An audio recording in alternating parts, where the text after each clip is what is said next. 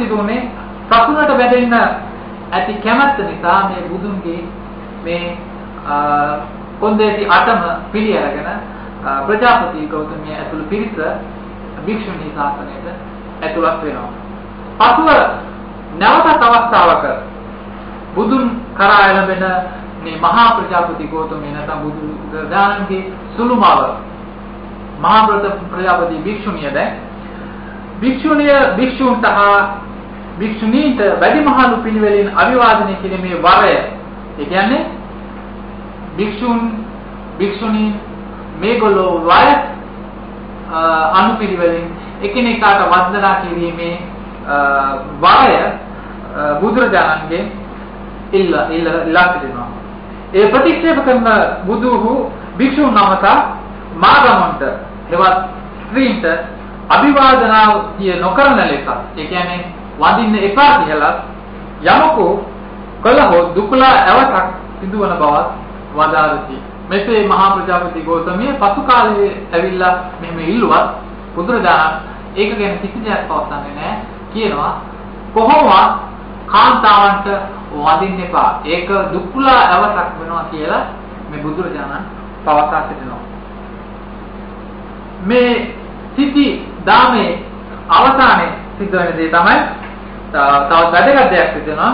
එහෙනම් අනන්ත තෙරුන් නැවතු බුදුරජාණන් මාගමුන්ගේ පැවිද්ද නිසා, ඒ කියන්නේ කාන්තාවන්ගේ පැවිද්ද නිසා සත්‍යර්මයේ ආයත පිරුණුහුරුම් බව තවසීම. ඒ කියන්නේ ධර්මයේ ආයත කෙටි වුණා කියලා බුදුරජාණන් පවසා තිබෙනවා. දහසක්වත් පවතින සත්‍යර්මය මාගමුන්ගේ පැවිද්ද නිසා, ඒ කියන්නේ ස්ත්‍රීන්ගේ පැවිද්ද නිසා 500 වසරේ අඩු බව පවසා සොරුන්ගේ පහරට ලෙහෙසියෙන්ම ගොදුරු වන අල්ප පුරුෂයන් නැති පවුලක් මෙන් සහ උක්කෙතක හටගත් මංජෙත්තිකා නම් රෝගයෙන් මාගමුන් පැවිදි වන සසුන චිරස්ථායි නැත්නම් කල්පවතින්නේ නැති බව පවසා වැවක ජලය රඳවා ගැනීම පිණිස පළමු කොටම බැම්මක් බඳින්නක් මෙන් පළමු කොටම ගුරු ධර්ම අටපැන වූ බව පවතියි. මෙතනදී අපිට පේනවා බුදුරජාණන් භික්ෂුන්ට විනය නීති පැනවුවේ අවුරුදු 20කට විතර පස්සේ.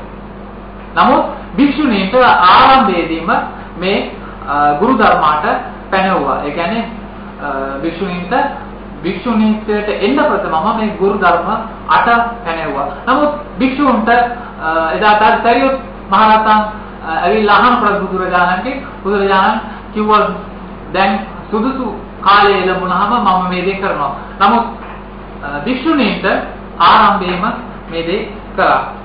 එතකොට මේ භික්ෂුණී ශාසනයේ ආරම්භය මේ සද්ධර්මයේ පැවැත්මත් ගැන භික්ඛුනි කන්දකේ මම මේ කියපු දේ අරබයා ප්‍රශ්න ගැටලු කිහිපයක් අපිට පැන නගිනවා.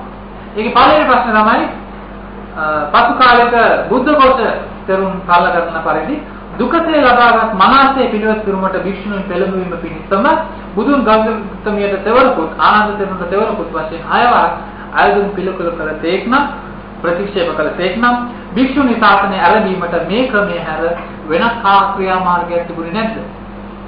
දෙවැනි එක භික්ෂුණී ශාසනය පිහිටවීම නිසා අවුරුදු 10ක් කල් පවතින සද්ධර්මය 500ක් කල් පමණ පවතින්නේ ධර්ම විනය යන සද්ධර්මයට මාරු වූයේ කෙසේද? ඒ කියන්නේ භික්ෂුණී ශාසනය පිහිටවීම නිසා අවුරුදු 10ක් තියෙන සද්ධර්මය 500කට බහිනවා කියන ඒ ධර්ම විනය සද්ධර්මයට මාරුනේ කොහොමද? තුන්වෙනි එක ගුරු ධර්ම අට පැනවීමෙන් වැවකට බැම්මක් බැඳාක්මෙන් පළමු කොටම ආරක්ෂාව සැලසුත්තේ නම් නැවත ස්ත්‍රීන් ඇතුළු වීම නිසා සද්ධර්මයේ වසර 500ක් කාල පමණක් පවතින්නේ කීමේ ගුරු ධර්මයන්ගේ ශක්තියද නිෂ්ප්‍රභා නොවන්නේද? ඔබට ඒක තේරෙනවා ඇති. හතරවෙනි එක පළමු ගුරු ධර්මයේ ලිහිල් බවක් අපේක්ෂාවෙන් අයද සිටින් මහා ප්‍රජාපති ගෞතමිය නිසා භික්ෂුන් නැමතු බුදුන් වහන්සේ භික්ෂුණීන් ගැන කතා කිරීම පසක තබා මාගමුන්ට අභිවාදන ආදී නොකළ යුතුය දැක්වෙන්නේ මක් නිසාද? දැන් මේ මහා ප්‍රජාපති ගෞතමිය ඇවිල්ලා අහන එක ගැන බුදුරජාණන් කිසිම දෙයක් කියන්නේ නැහැ. නමුත් මාගමුන්ට වඳින්න නම් එපා කියලා බුදුරජාණන් පවසා සිටිනවා. ඇයි ඒ?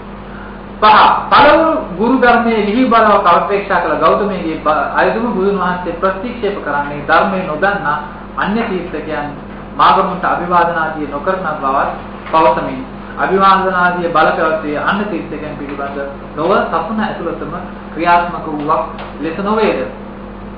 7. ආනන්ද තෙරුන්ගේ අයදුම නිසා භික්ෂුණී ශාසනය ආරම්භ ලද්දේ නම් සමාජයේ නොයෙක් තරාතිරම් වල අය සතර කෙටි කරගන්නේ නිවන් සුව තනසු අන්ත සතර කෙටි කරගම නිවන් සුව තනසු අනන්ත භික්ෂුණීන් වෙනුවට ආනන්ද හිමියන් පැතුසිය යුතුව ඉබියදී උන්වහන්සේට චෝදනා කිරීම කොතෙක් දුරට යුක්තද? දැන් අපිට පේනවා පළවෙනි සංගායනාවේ ධර්ම සංගායනාවේදී මේ ආනන්ද තෙරුන්ට අනිකුත් භික්ෂූන් මේ භික්ෂුණී ශාසනය ආරම්භ කළපු එක ගැන ආනන්ද හාමුදුරුවන්ට බැනවදිනවා. ඒ හේතුව මේ කිරීම කොච්චර යුක්ති සාගතද කියලා අපි ප්‍රශ්න කරනවා.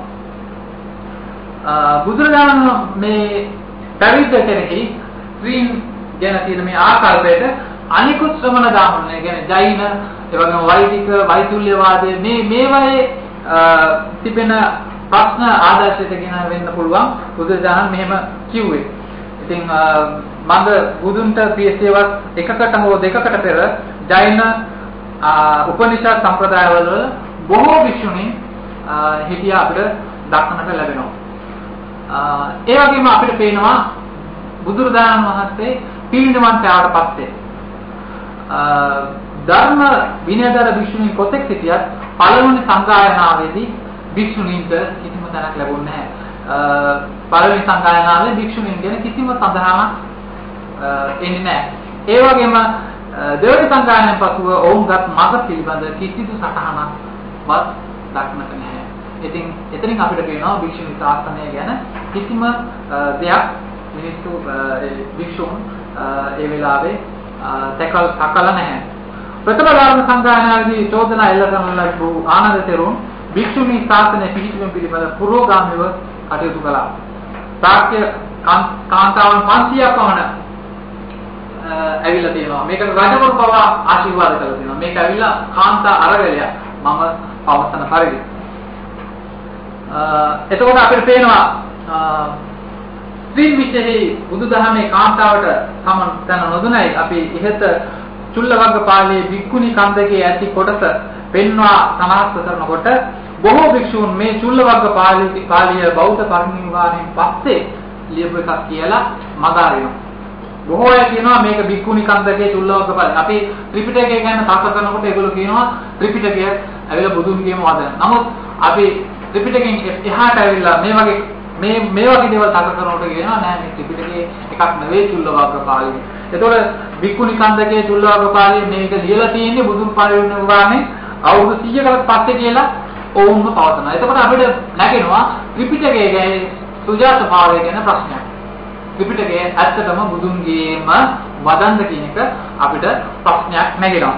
ඒ වගේම මෙතනදී මේ චුල්ලවග්ගපාළියේ ස්ත්‍රීන් කෙරෙහි පිළිපැදිය යුතු ආකාරය ගැන මහා පරිනිර්වාණ සූත්‍රයේ නැවත වාරයක් ඉදිරිපත් කරලා තියෙන නිසා මේ භික්ෂුන් මෙහෙම චුල්ලවග්ගපාළියේ අවුරුදු 100කට පස්සේ මෙහෙවරයි ඒක නිසා අපිට පිළිගන්න බෑ කියන එකත් අපිට මේ කරන්නේ. දැන් මේ අෂ්ටගුරු ධර්ම ගැන මහා පරිනිර්වාණ සූත්‍රයේ නැවත වාරයක් සඳහන් වෙනවා. ඉතින් එතකොට අපි සිද්ධ වෙනවා මේක පිළිගන්න. ඉංග්‍රීසියේ සුසිලා දොනංගඩ නැමැති ලේඛිකාව කර්මයේ පුනරුත්පත්තිය නිවන සහ විද්‍යාව නමින් පොතක් පළ කරලා තියෙනවා. ඉංග්‍රීසියේ සුසිලා දොනංගඩ කියන මේ කාන්තාව.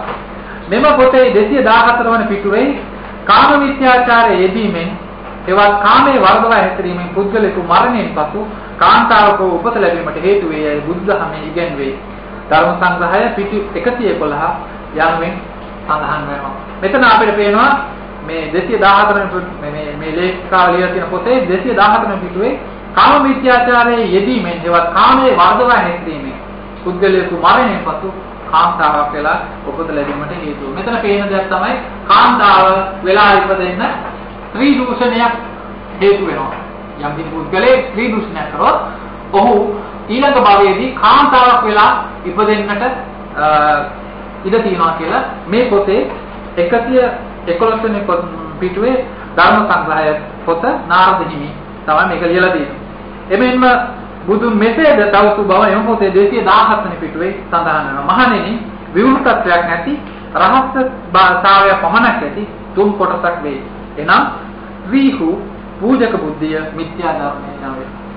විවෘත තත්වයක් නැති රහස්‍යතාවයේ පමණක් ඇති තුන් කොටසක් වේ. එනම් ත්‍රිහු පූජක බුද්ධිය සහ මිත්‍යා ධර්මය. මේක තියෙන්නේ ධර්ම සංග්‍රහය පොතේ පිටු අංක 217 නාරදීය හිමිලියෝ පොතේ. ඉතින්